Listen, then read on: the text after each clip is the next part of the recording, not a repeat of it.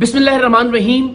میں یہ ویڈیو یہ بات ریکارڈ پر لانے کے لیے بنا رہا ہوں کہ آج کل میں خدا نہ خواستہ مجھے کوئی نقصان پہنچتا ہے، میری ٹیم کے کسی ممبر کو کوئی نقصان پہنچتا ہے، ہمارے کسی ساتھی کی جان جاتی ہے، تو قانون نافذ کرنے والے اداروں کو یہ معلوم ہو کہ اس کے پیچھے کون ہو سکتا ہے.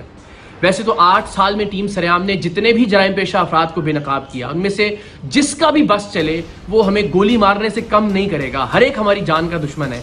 سوشل میڈیا پر بھی یہ لوگ ان کے ہماری اکثر کیمپینز چلاتے رہتے ہیں.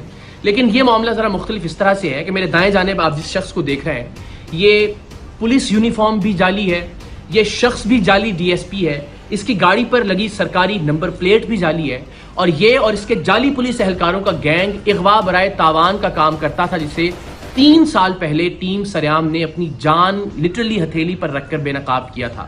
رینجرز کے ساتھ ہم نے کارروائی کی تھی. اس گینگ میں ہمارے لوگ شامل رہے اور اغوا برائے تاوان کی اس کی کارروائیوں کو خفیہ کیمروں پر ریکارڈ کیا، ایسی صورت میں کہ اگر اسے پتہ چل جاتا کہ یہ لوگ ٹیم سریام کے لوگ ہیں تو وہ اسی وقت انہیں گولی مارتا، گریز نہیں کرتا گولی مارنے سے. کیونکہ انہی کارروائیوں کے دوران جب ہم یہ خفیہ کیمرے پہ ریکارڈنگ کر رہے تھے، اس نے ایک لڑکی کو اغوا کرنے کے دوران مزاحمت پر اسے بے جھجک گولی مار دی تھی، اور پھر بعد ازاں وہ عباسی شہید اسپتال میں زیر علاج بھی رہی تھی. 3 سال پہلے جولائی ہی میں ہم نے اس کے خلاف کارروائی کی. رینجرز کے ساتھ انڈا موڑ پر اس کا اغوا برائے تاوان کا جو اڈا تھا اسے بے نقاب کیا. وہاں سے 2 لڑکیاں اور ایک شخص ہمیں جن کے ہاتھ اور پیر بندھے ہوئے تھے، لرزتے کانپتے ہوئے وہاں سے بازیاب کروائے ہم نے، اور اس شخص کو رینجرز نے گرفتار کر لیا. اس کی گرفتاری کے بعد یہ پتا چلا کہ اس پر قتل کے 3 مقدمات، کم سے کم 3 مقدمات مختلف تھانوں میں درج ہیں. ان تھانوں کی پولیس آئی، انٹیروگیٹ کیا اور اس کو گرفتار کر لیا عملی طور پر ان 3 قتل کے مقدمات میں بھی.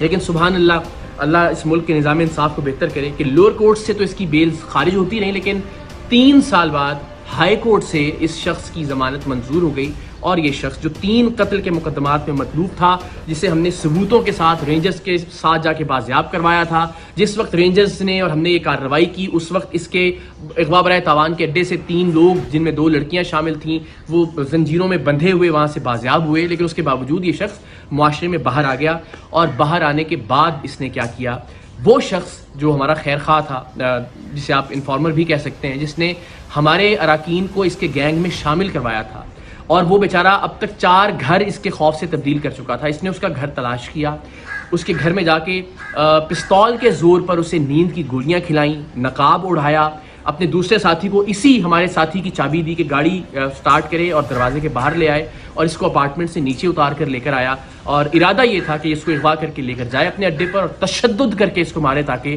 عبرت کا نشان بنا سکے. لیکن اللہ کی کرنی، اللہ کو کچھ اور منظور تھا.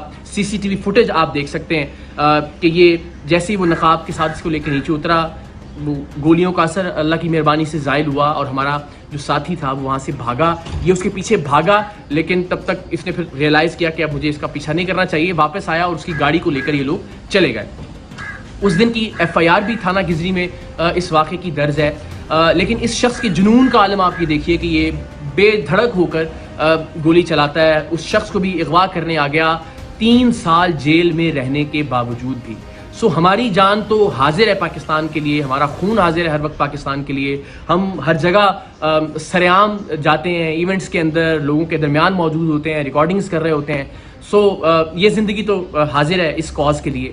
لیکن اس بات سے بہت تکلیف ہوگی کہ خدا نخواستہ پروگرام سریعام کی وجہ سے پروگرام سے وابستہ کسی ٹیم ممبر یا کسی خیر خواہ کی جان چلی جائے، ناحق جان چلی جائے.